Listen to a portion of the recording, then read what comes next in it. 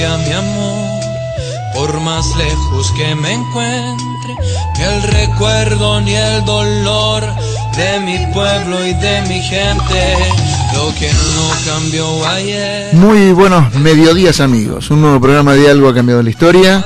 En los controles, como siempre, Santiaguito Peñalosa, y en la conducción, don Jorge Oscar González, y quien les habla, Guillermo Alberto López.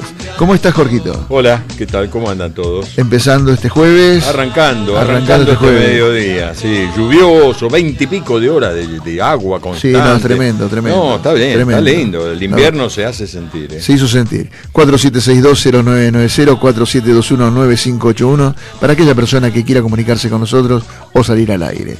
Jorge, empezamos la mañana, mediodía, no, media mañana, mejor dicho, haciéndote la pregunta. ¿Quién se tomó hoy el aceite de ricino para que suframos todas las consecuencias? Contanos a todos, por favor. Oye, la columna se va a tratar de un tema que la mayoría ya sabe, que en sí va a tener que ver con esta modificación que quiere hacer o que ya hizo el presidente con respecto a qué es lo que van a hacer las Fuerzas Armadas de ahora en adelante, cuáles son las modificaciones. Pero la columna en sí arranca como de costumbre últimamente, arrancamos hablando de otra cosa, vamos a la elipsis, ¿no? Ustedes no sé si saben, pero hace ya más de 20 siglos, un maestro zen que se llamaba Sozán, dijo que el tiempo, así como lo conocemos nosotros, en sí no existe. El tiempo, como lo conocemos, es una convención social, un invento del hombre. El tiempo es solo el ahora, el ya, lo inmediato, lo que dura una milésima de segundo. Él decía que el futuro no existe. El futuro son los sueños, las utopías, y a nadie coherente se le puede ocurrir una vida solo basada en sus sueños. El pasado, decía, tampoco existe ya. El pasado son los recuerdos, es la mochila con la que cargamos. Algo necesario, pero a nadie en su sano juicio se le ocurriría una vida solo aferrado a los recuerdos. Atarse a las viejas vivencias, nos advertían aquellos maestros, los volverá lentos, tontos, dormidos. Y nos decían, no vivan en el pasado. Esta semana, el presidente Macri emitió un decreto modificando el papel de las Fuerzas Armadas, lo que trajo aparejado un escándalo de proporciones insólitas y que todavía no terminó. Todos sabemos que desde que se instaló la democracia, las Fuerzas Armadas fueron olvidadas, insultadas, saqueadas y desmanteladas. Lo que a los políticos más imbéciles y brutos del planeta no se les ocurrió jamás, se les ocurrió a los nuestros, siempre en la avanzada y con ideas novedosas. No me resulta casual que al mismo tiempo en que se desarticulaban y desarmaban a los militares, en la República Argentina el narcotráfico comenzaba a preparar su festín. De ser un país libre de este flagelo, pasamos a ser un país de tránsito con Carlitos I de Anillaco. Don Carlitos se caracterizó por abrir todos los portones para la entrada y salida de falopas varias hacia los puertos y aeropuertos europeos y asiáticos. Eduardo de San Vicente, que vino un tiempo después, colocaba la alfombra roja y los invitaba a quedarse. Y tanto el tuerto como Porota cerraron sus tres ojos ante la instalación de miles y miles de cocinas en nuestro territorio. En esos momentos, Néstor, el Alibaba vernáculo, decretaba que los militares, ya casi extinguidos, solo podían actuar ante la agresión de un Estado extranjero. Es bueno que ustedes sepan que esa hipótesis de conflicto, ese tipo de agresión, ya era nula desde hace muchísimos años. El decreto de Macri, el de ahora, dice que habrá una colaboración de las 3 Fuerzas Armadas en tareas de seguridad interior, brindando apoyo logístico en la zona de frontera, interviniendo frente a la prevención de eventos de carácter estratégico. Las Fuerzas Armadas serán usadas en caso de agresiones de origen externo, no haciendo mención a Fuerzas Armadas de otro Estado, lo que habilita a que intervengan en casos de terrorismo internacional. A partir de ahora cooperarán en la lucha contra el narcotráfico, que en los últimos años se ha incrementado en forma alarmante en el país. La oposición kirchnerista, izquierda y organismos de derechos humanos reaccionó con fuertes críticas. El exministro de Defensa del gobierno anterior, Agustín Rossi, exigió que el tema se discuta en el ámbito parlamentario. Dijo, desde 1983 es una política de Estado en nuestro país separar la defensa nacional de la seguridad interior. Involucrar a las Fuerzas Armadas en asuntos de narcotráfico es ilegal. En países como México, Colombia, Brasil, fracasó. Y se está reviendo esa decisión.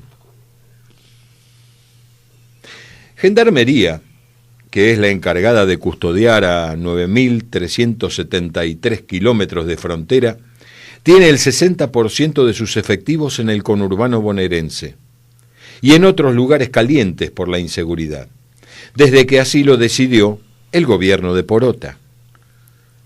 Y ninguna de las fuerzas de seguridad tiene radares y los medios de transporte necesarios para combatir al narco.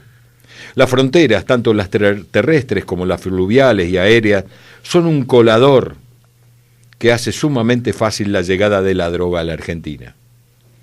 El ministro de Defensa, Oscar Aguad, aseguró que los militares no intervendrían en conflictos sociales ni iban a patrullar las calles.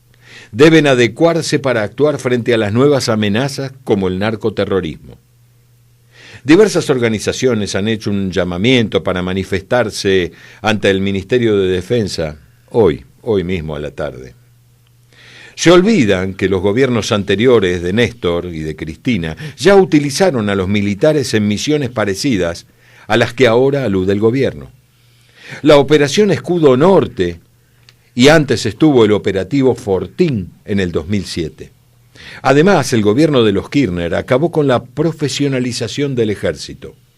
El general Milani, el último jefe de Cristina, hoy preso, montó un importante aparato de inteligencia que puso al servicio del gobierno, contrariando la prohibición de hacer inteligencia interior. Durante su mandato, el personal civil de inteligencia militar se multiplicó por 4, sin que quedaran precisiones sobre las funciones de estas personas y la pertinencia de su contratación. Ya al asumir el cargo, Milani se dirigió directamente a Porota y le dijo: «Señora Presidenta, sepa de mi compromiso y el de todo el ejército con las políticas de transformación emprendidas por usted». Después de declarar su adhesión al proyecto nacional y popular y de ser bendecido hasta por Eve de Bonafini, quedó claro que cumplió tareas para el gobierno en un área prohibida, como es el espionaje interior. La entonces presidente, Porota, ratificó por cadena nacional su intención de incorporar a las Fuerzas Armadas al proyecto nacional. Otro antecedente controvertido es el conocido como Proyecto X, programa de espionaje de la Gendarmería que se conoció en octubre del 2011, cuando trabajadores en huelga de la empresa Kraft Food denunciaron que la fuerza almacenaba información obtenida de forma clandestina e ilegal. No solo eso, la Gendarmería almacenaba información de tipo personal y realizaba informes y análisis de tipo político. La entonces ministra de Seguridad, Nilda Garré, o la comandante Teresa, como ustedes prefieran llamarla, confirmó la existencia de una unidad especial de investigaciones hasta entonces desconocida, que tenía su base en Campo de Mayo.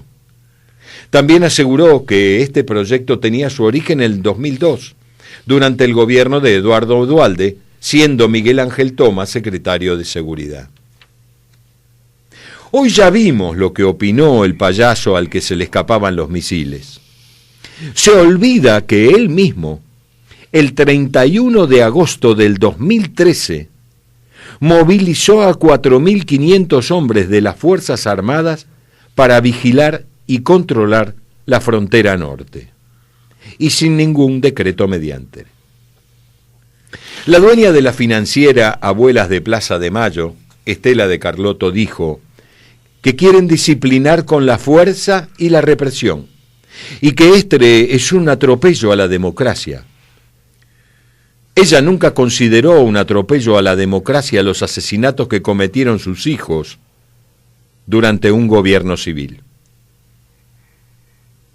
Se preocupó en aclarar que esto es volver a la teoría del enemigo interno. Tiene razón, señora. En eso tiene razón. Tenemos muchos enemigos internos y uno de ellos es usted. Eve, la líder del otro kiosco de los presuntos derechos humanos, se despachó a gusto, insultó al presidente y como genuina líder de derechos humanos amenazó con que tienen las armas bien guardadas. Usted sola no las tiene guardadas, señora, quédese tranquila, puede sacarlas cuando usted quiera. Y como era de esperar, distintos personajes menores de sectas izquierdistas aprovecharon para mezclar todo e imaginar un nuevo rosario de mentiras. Todo el arco kirchnerista progresista condena el decreto. Todos argumentaron que ahora tienen miedo a lo que saben que no va a volver a existir. Se viene la campaña política. Ese es el problema. ¿Y de dónde va a salir el dinero si Patricia Bullrich sigue a este ritmo de trabajo y las Fuerzas Armadas le cierran las puertas a los narcos? ¿De qué se van a disfrazar, muchachos? Porque ustedes durante 20 años o más los dejaron entrar y los dejaron hacer lo que quisieron. Les recuerdo que la familia de Pablo Escobar sigue viviendo en el territorio de Massa. Todos estos a los que me referí, sumando a unos cuantos sindicalistas, pretenden resucitar una vieja historia que ocurrió hace 40 años. Pobres idiotas. Nunca escucharon a los maestros. Siguen viviendo en el pasado, se volvieron lentos, tontos y dormidos. Pero lo peor para ellos es que la gente ya se dio cuenta de cuánto atrasan. Nene, sácame de acá, por favor, y no te olvides de tirar la cadena.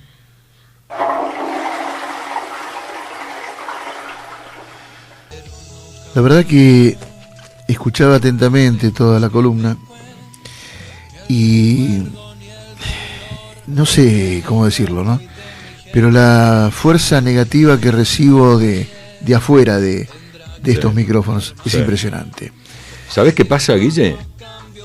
Tenemos que empezar a aceptar que esta es una de las grandes deudas de la democracia. Sí. Porque te hablan de los 35 años, de los 36 años, de la joven democracia. La joven democracia, la adolescente democracia, tiene unos pelos en las patas y en otras partes que ya de joven no tiene nada. Y evidentemente acá pero ojo, porque yo acá hablo de Carlito de Amnillaco, pero no me olvido de Alfonsín, pero no me olvido de la Rúa, porque el no hacer es exactamente lo mismo que el hacer el mal. Es peor que hacer. Sí, exactamente. Sí. Porque no me olvido también que durante el gobierno de Alfonsín, y los radicales se tienen que acordar, el ser militar era una mala palabra. ¿Y por qué fue eso? Porque habían perdido una guerra. Porque en este país no se puede perder un partido de fútbol. No, si no sos campeón del mundo, no existís. No existís. Entonces era mala palabra, había que esconderlos. A los soldados había que esconderlos debajo de una alfombra. Y esto es lo que ocurrió. Fueron desmantelados, fueron saqueados, fueron insultados de todas las maneras habidas y por haber. Y ahora me vienen con esto. Pero también hay que pensar una cosa, Guillermo.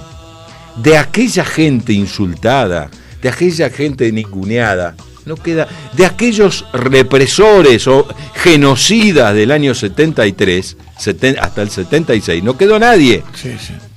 No hay ninguno. No, Entonces, muchachos, olvidémonos, salgamos del pasado. Si no, es imposible. Si cada cosa que tiene un uniforme la vamos a negar, no podemos vivir más. Pero aparte que un pueblo sin seguridad, un pueblo sin ejército, a nadie se le ocurre. No existe. No existe. Porque no vamos directamente a lo que puede llegar a ser una guerra, que ojalá nunca la tengamos, ya hemos pasado. No, ya está, ya la hemos pasado. Aparte no hay hipótesis de conflicto. Pero por eso, se necesitamos tener una defensa nacional. Tenemos algo que moderno, algo. Cambiemos. Hoy los tanques prácticamente, si no vas a tener una lucha cuerpo a cuerpo, los tanques no existen más. Bueno, está bien, vamos a modificar, vamos a hacer algo moderno, algo nuevo. Preguntémosle a los que saben, miremos ejemplos. Aparte nosotros nunca vamos a ser Estados Unidos, que vamos a ir a invadir a nadie. Bueno, estamos de acuerdo, y tenemos un problema muy grande en la Argentina. Son los límites, digamos, las fronteras son muy grandes. Son muy grandes. Y hay que cuidar eso. Seguro. Porque lamentablemente fuimos avanzando con el tema del narcotráfico, porque llegamos a ser y somos un país productor. No solo de consumo, sino productor. Claro. Antes era de paso. Y lamentablemente, con las medidas que se están tomando, no lamentablemente, gracias a Dios, con las medidas que se están tomando, si bien algunos están de acuerdo y otros no están de acuerdo, pero son necesarias, porque yo tengo hijos, tengo nietos, y yo pienso en ellos. Yo quiero un país libre, quiero un país que se pueda vivir, no como se pensó durante muchos años, en tratar de hacer emigrar a nuestros hijos y a nuestros nietos, porque acá no se pueda vivir. Por eso. Esto ahora, es bueno, difícil.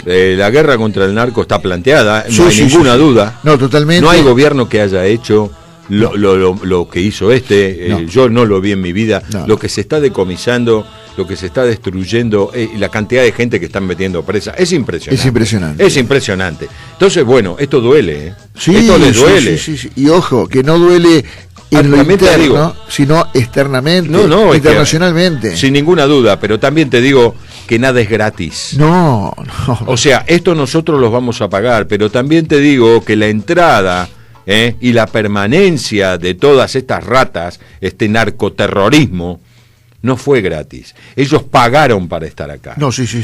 Ah, bueno. Sí, entonces, bueno, muchachos, pónganse el disfraz, y salgan a decir, no van a salir a decirlo jamás, pero la gente se tiene que dar cuenta. La gente se tiene que dar cuenta. Usted que está del otro lado del micrófono, tiene que saber que a usted, evidentemente, claro, y quiénes son los que recibieron la guita del narcotráfico para instalarse como se instalaron. Sí.